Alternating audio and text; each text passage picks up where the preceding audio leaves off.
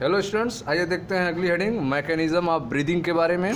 Mechanism of breathing, इसमें आपको बताया जाएगा कि ब्रीदिंग में कौन कौन से बॉडी पार्ट हैं जो हेल्प करते हैं, उनमें क्या चेंजिंग होता है, इसके बारे में। मैकेनिज्म ऑफ ब्रीदिंग, ब्रीदिंग के प्रोसेस के बारे में। Breathing is a continuous process. Breathing जो है वह एक कंटिन्यूअस प्रोसेस है, लगातार होने वाली प्रक्रिया है। It is an involuntary action controlled by the brain. यह जो है एक इनवॉलंटरी एक्शन है जिसे ब्रेन के द्वारा कंट्रोल किया जाता है। आप इसे खुद कंट्रोल नहीं कर सकते हैं।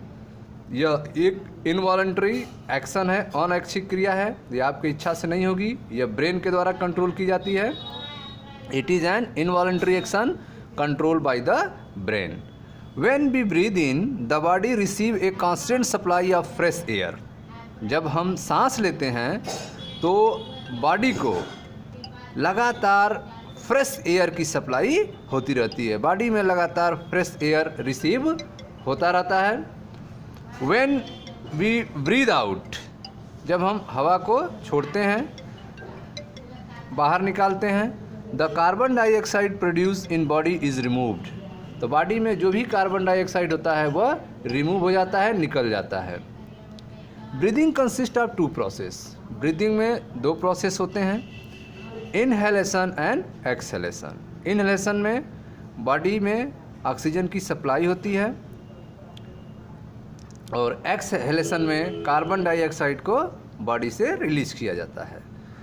आप पढ़ रहे हैं मैकेनिज्म ऑफ ब्रीदिंग के बारे में। इसमें आपको बताया गया breathing is a continuous process. Breathing एक लगातार होने वाली प्रक्रिया है। It is an involuntary action control by the brain. यह एक इनवॉलंटरी एक्शन है जो ब्रेन के द्वारा कंट्रोल की जाती है। When we breathe in the body receive a constant supply of fresh air. जब हम सांस लेते हैं तो बॉडी में लगातार फ्रेश एयर की सप्लाई होती रहती है। व्हेन वी ब्रीद आउट, जब हम सांस छोड़ते हैं, the carbon dioxide produce in the body is removed. तो बॉडी में जो भी कार्बन डाइऑक्साइड प्रोड्यूस होता है वह रिमूव्ड हो जाता है, बाहर निकल जाता है। Breathing consist of two phase, inhalation and exhalation. Breathing में दो फेज होते हैं, इनहेलेशन और एक्सहेलेशन। तो आइए अब समझते हैं इनहेलेशन में क्या होता है। पहले हम लोग समझें, फिगर को आप देखें ध्यान से। यह जो फिगर आप देख रहे हैं फर्स्ट का, यह इनहेलेशन प्रोसेस का फिगर है और यह आपका एक्सहेलेशन प्रोसेस का फिगर है। इन द इनहेलेशन प्रोसेस, तो इसमें आप देखें ब्रीद इन, बॉडी में नॉस्ट्रिल के थ्रू एयर को इंटर किया जा रहा है जो लंग्स में इंटर कर रहा है। तो जब ब्रीद इन किया जाता है उस समय रिब केज एक्सपेंड होते हैं। यह आप रिब केज देख रहे हैं, ठीक है, जो लंग्स को प्रोटेक्ट करते हैं। तो इन ब्रीद इन के समय रिब केज जो है एक्सपेंड करते हैं, रिब मसल्स जो होते हैं वे कॉन्ट्रैक्ट करते हैं। Rib cage expands as rib muscle contract. इस कंडीशन में रिब केज फैलता है, एक्सपेंड करता है और रिब मसल कंट्रैक्ट आता है। डायफ्राम, डायफ्राम का पोजीशन देखें। इनहेलेशन प्रोसेस में diaphragm contract, move down. Diaphragm जो है नीचे की तरफ आता है। इनहेलेशन प्रोसेस में डायफ्राम का क्या पोजीशन है, मूव्स डाउन। डायफ्राम नीचे की तरफ आ रहा है, डायफ्राम कॉन्ट्रैक्ट होगा और मूव्स डाउन होगा इन इनहेलेशन प्रोसेस। यह कंडीशन कब होगा, ब्रीद इन, जब हम बॉडी में एयर को इंटर करेंगे तब यह कंडीशन होगा। रिब केज एक्सपेंड होंगे और डायफ्राम कॉन्ट्रैक्ट होगा, मूव्स डाउन होगा। एक्सहेलेशन प्रोसेस में, एक्सहेलेशन प्रोसेस में आप देख रहे हैं कि बॉडी से ब्रीद आउट, ठीक है, कार्बन डाइऑक्साइड और अन्य गैसें जो हैं बॉडी से बाहर निकलेंगी। रिब केज जो है अब स्मॉलर हो जाएगा। Rib cage gets smaller as rib muscle relax. इस कंडीशन में रिब केज स्मॉलर हो जाएंगे और रिब मसल रिलैक्स कंडीशन में आ जाएंगे। Exhalation process, diaphragm relax, diaphragm relax condition में आ जाएगा और मूव्स अप, ऊपर की तरफ चला जाएगा। एक्सहेलेशन प्रोसेस में डायफ्राम कहाँ चले जाते हैं, ऊपर की तरफ चले जाते हैं, जैसे आप देख रहे हैं ऊपर की तरफ चले जाते हैं। इनहेलेशन प्रोसेस में डायफ्राम नीचे की तरफ आ जाते हैं, मूव्स डाउन, ठीक है। तो आप देख रहे हैं कि इनहेलेशन प्रोसेस में rib cage expand and rib muscles contract, but in exhalation process में rib cage gets smaller and rib muscle relax. Inhalation में diaphragm contracts, exhalation diaphragm relax. Diaphragm moves down in inhalation, diaphragm move up in exhalation. ठीक है, आइए during the process of inhalation, inhalation process के दौरान the diaphragm moves downward. Diaphragm कहाँ जाता है? Downward, नीचे जाता है, जैसा आप देख रहे हैं, moves downward. Inhalation the diaphragm moves downward and chest cavity moves outward. यह चेस्ट कैविटी आप देख रहे हैं, यह किधर जाता है? आउटवर्ड, बाहर की तरफ आता है। Chest cavity moves outward. तो इस कंडीशन में आपने देखा, during the process of inhalation the diaphragm moves downward and chest cavity moves outward, creating space for air to enter the lungs. तो इस कंडीशन में डायफ्राम्स डाउनवर्ड, नीचे की तरफ जाता है। चेस्ट कैविटी जो है वह आउटवर्ड, बाहर की तरफ निकलता है, जिससे स्पेस क्रिएट हो जाता है लंग्स में, और इस स्पेस क्रिएट होने के कारण इसमें एयर इंटर हो जाता है। During the process of inhalation the diaphragm moves downward and chest cavity moves outward. Chest cavity कहाँ निकलता है? बाहर की तरफ निकलता है, जिससे इसके अंदर स्पेस हो जाता है, खाली जगह हो जाता है, और उसमें एयर इंटर हो जाते हैं। Chest cavity moves outward creating space, जिसके कारण उसमें खाली जगह उत्पन्न हो जाएगा, किसके लिए? For air to enter the lungs, जिससे लंग्स में एयर इंटर हो जाएगी। On the other hand when diaphragm moves upward and ribs move downward and inward, ठीक है, जबकि जब एक्सहेलेशन प्रोसेस होगा उस समय रिब्स डाउनवर्ड जाएंगे, इनवर्ड जाएंगे। Chest cavity reduced, chest cavity क्या हो जाएगी? रिड्यूस्ड हो जाएगी, घट जाएगी। And air in turn is push out, air जो है वह पुश आउट हो जाएगा, बाहर निकल जाएगा। This is called exhalation. इस प्रोसेस को क्या कहेंगे? एक्सहेलेशन कहेंगे। The number of times we breathe in a minute is term as the breathing rate. एक मिनट में कितने टाइम्स हम ब्रीद करते हैं उसे ब्रीदिंग रेट कहा जाता है। एक मिनट में कितने टाइम हम ब्रीद करते हैं उसे ब्रीदिंग रेट कहा जाता है। Both inhalation and relax and exhalation take place. Breathing rate में इनहेलेशन और एक्सहेलेशन दोनों को देखा जाता है। अब breath means 1 inhalation plus 1 exhalation. Breath का मतलब क्या होता है? एक इनहेलेशन भी उसमें शामिल होगा और एक एक्सहेलेशन भी शामिल होगा। एक इनहेलेशन और एक एक्सहेलेशन को मिला के ब्रीद कहा जाता है, एक सांस कहा जाता है। The average rate of breathing in a person at rest position is 15 to 20 पर मिनट। एक एवरेज रेट ब्रीदिंग का पूछा जाए किसी पर्सन में, रेस्ट पोजीशन में कितना होगा, तो 15 to 20 पर मिनट। 15 से 20 बार प्रति मिनट जो है एक रेस्ट पोजीशन के पर्सन में एवरेज ब्रीदिंग रेट होता है। ठीक है, तो ये था आपका मैकेनिज्म ऑफ ब्रीदिंग के बारे में। अब जो है ये डायफ्राम आप देख रहे हैं कि डायफ्राम जब नीचे की तरफ आ रहा है तो यहाँ पे एक कैविटी स्पेस क्रिएट हो जा रहा है, जिससे एयर इसमें इंटर हो रहा है। और डायफ्राम जब ऊपर की तरफ जा रहा है तो इसमें कैविटी जो है भर जा रही है, प्रेशर पड़ रहा है उस पर, जिससे ब्रीद आउट हो जा रहा है। इसको हम एक्टिविटी के माध्यम से समझते हैं।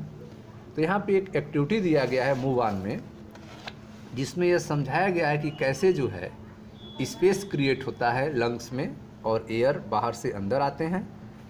ठीक है, जैसे फिगर आप देखो ध्यान से, यहाँ पे एक बेलजार है, बेलजार आप देख रहे हैं, इसमें ऊपर की तरफ कार्क लगा हुआ है, रबर सीट है, नीचे की तरफ देखें रबर सीट को बांधा गया है इसमें, और यह स्ट्रा है। स्ट्रा मतलब पाइप जिससे एयर इंटर होगा। स्ट्रा के यहाँ पे देखें नीचे की तरफ 2 बैलून लगाए गए हैं। ठीक है, अब यहाँ पे देखें जब यह जो आप रबर देख रहे हैं, रबर सीट को, जब हम रबर सीट को नीचे की तरफ खींचते हैं, रबर सीट को नीचे की तरफ खींचते हैं तो यहाँ पे प्रेशर कम हो जाता है, बेल जार के अंदर प्रेशर कम हो जाता है। प्रेशर कम होने के कारण बाहर से एयर इसमें इंटर कर जाती है, एयर रसेस इन, बाहर से एयर इंटर हो जाती है। ठीक है, जो ही हम इसको छोड़ देते हैं रबर सीट को, तुरंत जो है यह अंदर की तरफ आ जाती है। ठीक है, जिससे अंदर की तरफ प्रेशर इंक्रीज कर जाता है, प्रेशर बढ़ जाता है और एयर रसेस आउट, और एयर बाहर की तरफ निकल जाता है। ठीक है, तो हमारा मूव ऑन में हमारा एम क्या है, हमें क्या जानना है? To demonstrate how the diaphragm work during breathing. हमें यह जानना है कि कैसे ब्रीदिंग के दौरान डायफ्राम वर्क करता है। ब्रीदिंग के दौरान डायफ्राम कैसे कार्य करता है, इसको हमें समझना है। इसके लिए हमें मटेरियल चाहिए और bell jar with a cork, bell jar चाहिए, उसमें कार्क लगा होना चाहिए, स्ट्रॉ पाइप चाहिए, और रबर सीट, एक रबर सीट चाहिए नीचे की तरफ बांधने के लिए, थ्रीड धागे चाहिए फॉर टाइंग, बांधने के लिए, एंड 2 बैलून्स, और 2 बैलून्स हमें चाहिए। Method, with the help of the thread tie the rubber sheet to the bottom of the bell jar. ठीक है, रबर सीट को थ्रीड के माध्यम से बेल जार के नीचे की तरफ बांध दीजिए। दिस रिप्रेजेंट द डायफ्राम, यह क्या किसको रिप्रेजेंट करेगा? यह डायफ्राम को रिप्रेजेंट करेगा। तो सबसे पहले with the help of the thread, धागे की मदद से, tie the rubber sheet to the bottom of the bell jar, bell jar के बॉटम को रबर सीट से बांध दीजिए। दिस रिप्रेजेंट द डायफ्राम, यह डायफ्राम को रिप्रेजेंट करता है। नाउ सेटअप द स्ट्रा, ठीक है, अब जो है ऊपर से स्ट्रा को सेट कीजिए। Now set up the straw and the balloon as shown in the figure, जिस तरह से बैलून को यहाँ पे बांधा गया है स्ट्रॉ में, फिगर में जैसा दिखाया गया है, इस तरह से आप फिट कर लीजिए। Now set up straw and the balloons as shown in the figure such that the balloons depict the lungs. ठीक है, यह बैलून्स जो है ऐसा दिखाई दे जैसे कि हमारे लंग्स। यह बैलून्स किसको रिप्रेजेंट कर रहे हैं? हमारे लंग्स को रिप्रेजेंट कर रहे हैं। कार्क द बेल जार, ठीक है, यह कार्क से इसको टाइट कर दिया गया बेल जार को। Now put the rubber sheet down, अब आपको इस रबर सीट को नीचे की तरफ खींचना है। Now pull the rubber sheet down. How do the balloons behave, इस कंडीशन में बैलून्स कैसा बिहेव करेगा जब हम रबर सीट को पुल डाउन करेंगे, नीचे की तरफ खींचेंगे। तो जैसे ही आप रबर सीट को नीचे की तरफ खींचेंगे, बेल जार में एयर प्रेशर कम हो जाएगा, एयर प्रेशर कम हो जाएगा, जिससे बाहर से इसमें एयर इंटर कर जाएगा।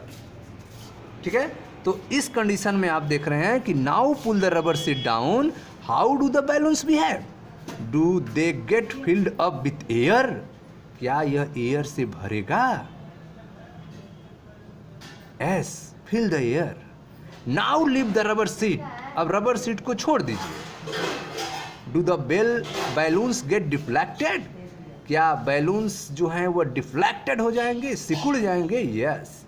जो ही आप रबर सीट को छोड़ेंगे, अंदर का प्रेशर इंक्रीज कर जाएगा, और उस प्रेशर के इंक्रीज होने से अंदर की हवा बाहर रेसेस आउट निकल जाएगी।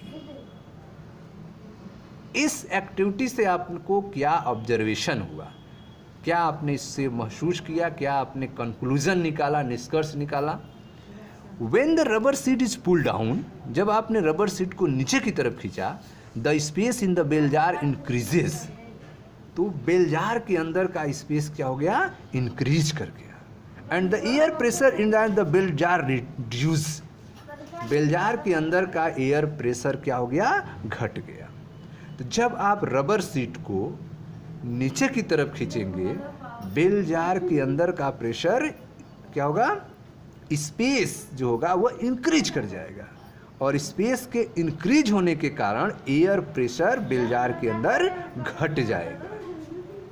Due to this reduction in pressure, pressure में इस कमी के कारण air from the outside enter the balloon, air जो है बाहर की तरफ से बैलून्स में इंटर कर जाएंगे। By relaxing the rubber seat, जैसे ही आप रबर सीट को रिलैक्स करेंगे, छोड़ेंगे, the space in the bell jar decreases, bell jar के अंदर का स्पेस घट जाएगा, and the air pressure inside increases, और एयर प्रेशर जो है उसके अंदर बढ़ जाएगा। So the air from the balloons is push out, जिससे बैलून्स के अंदर का एयर क्या हो जाएगा, पुश आउट हो जाएगा, बाहर की तरफ निकल जाएगा, एंड बैलून्स गेट डिफ्लेक्टेड, और बैलून्स जो होंगे पिचक जाएंगे। ठीक है स्टूडेंट्स, तो इस तरह से आपने देखा कि कैसे जो है प्रेशर की कमी होने के कारण, डायफ्राम के नीचे जाने के कारण लंग्स का प्रेशर कम हो जाता है और बाहर से एयर उसमें फिल हो जाता है, और जैसे ही डायफ्राम ऊपर की तरफ जाता है प्रेशर बढ़ जाता है और एयर बाहर निकल जाता है। ठीक है स्टूडेंट्स, तो ये था आपका मैकेनिज्म ऑफ ब्रीदिंग को समझने के लिए डायफ्राम का क्या वर्क होता है ब्रीदिंग के दौरान, उसको एक मूव ऑन के माध्यम से हमने आपको समझाया। ठीक है, मिलते हैं नेक्स्ट वीडियो में जहां composition of inhaled and exhaled air के बारे में पढ़ा जाएगा। Thank you.